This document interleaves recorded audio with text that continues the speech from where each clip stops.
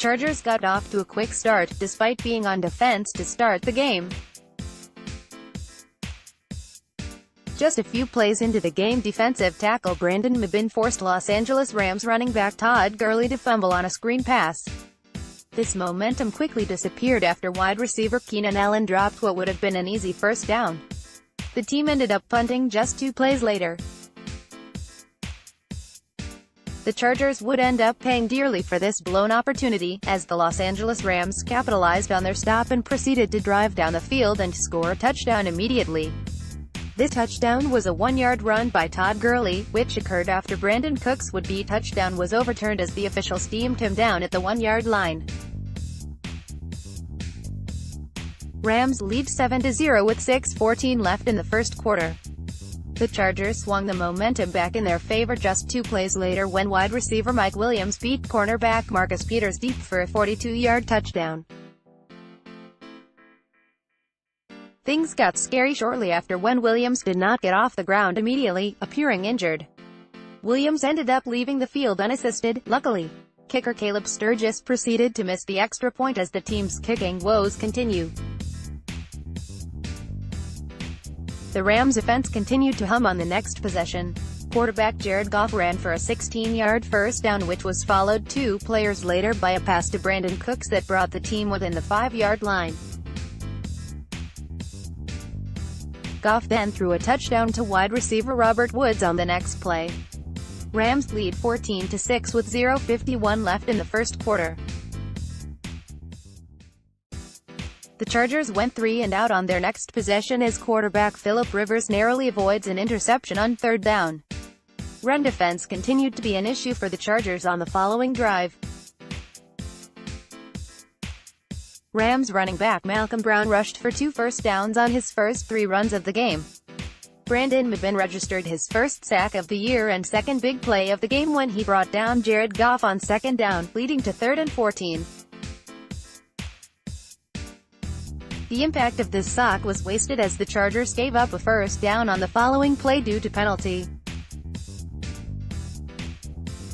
Rams tight end Tyler Higbee caught a 20-yard pass over linebacker Kaiser White on the following play. Rams were now in the red zone, ready to build on their lead. Things did not go as planned, though. Safety Derwin James caught his first interception of the season when Jared Goff attempted a pass in the end zone. James attempted to stay in the end zone and force a touchback but instead jumped over the line, going out of bounds at the 1-yard line and putting the Chargers' offense in a precarious situation. The team then ran the ball twice, finding themselves inches away from a safety. A safety would have more ideal than what ended up ensuing on the following play. Punter Drew Kaiser's punt was blocked, resulting in not only a Rams touchdown, but also an injury to Kaiser. Rams lead 21-6 with 7:50 left in the second quarter. When the Chargers' offense returned to the field, they immediately found themselves in a 3rd down situation. Veteran tight end Antonio Gates found himself open along the sideline on this play, resulting in a 27-yard first down. Marcus Peters was injured on this play and had to be helped off the field by team trainers. Following Gates' long first down, the team attempted a trick play that had Keenan Allen attempt to throw a pass downfield after a reverse. This play failed, resulting in a loss of 7 yards after Allen slipped. Allen quickly made up for this mistake when he caught a 25-yard first down in double coverage on the following play. This drive was concluded by an 11-yard touchdown run by running back Melvin Gordon. The Chargers brought themselves back into the game, now down 13-21 with 3:21 left in the first half. The Rams began to drive down the field as the half concluded with a long gain to Robert Woods on the right sideline. This pass went just over the outstretched hand of Derwin James. The team's momentum was brought to a halt when a first down play was erased due to an offensive pass interference, resulting in a 3rd and 13 that they failed to convert. They kicked a field goal on 4th down to close the half, but it ended up missing wide right. The second half began with a 6-yard rush by Melvin Gordon. This was followed 2 plays later by a 13-yard first down catch by Antonio Gates. Things took a turn for the worst when Keenan Allen fumbled while trying to fight for extra yards on the following play. The Rams took over near midfield and scored just a few plays later on a 53-yard pass to Cooper Kupp down the right sideline. Cornerback Trevor Williams missed the tackle that led to this scoring play. Rams lead 28-13 with 12:38 left in the third quarter. After a game-altering series of events that saw the Rams take a 15-point lead, the Chargers' offense bounced back with a 32-yard run by Austin Ekeler. This would be his career-long run. It seemed the offense had come to a stall when they failed to convert on third down, leading to 4th and 2. This did not end up being the case as the team elected to go for it on 4th down, which resulted in a 20-yard touchdown pass to Mike Williams, his second of the day. Chargers trailed 20-28 with 8:18 left in the third quarter. When the Rams' offense came back on the field, they came out firing. Todd Gurley took off for over 40 yards on a screen pass, but it was brought back due to holding, giving the Chargers a much-needed break. This didn't stop the Rams for long, though, as Brandon Cooks took a sweep for 15 yards on the next play.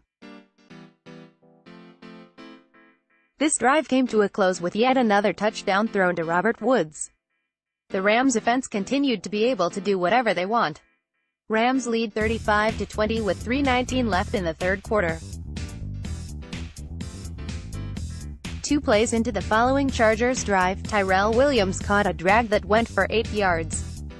He ended up falling onto the ankle of Rams cornerback Aqib Talib, forcing him to leave the field limping. Mike Williams continued to dominate the Rams' secondary when he brought in a 16-yard first down later in the same drive. Tackle Russell Okung appeared to be down with an injury at the end of the play, forcing a timeout.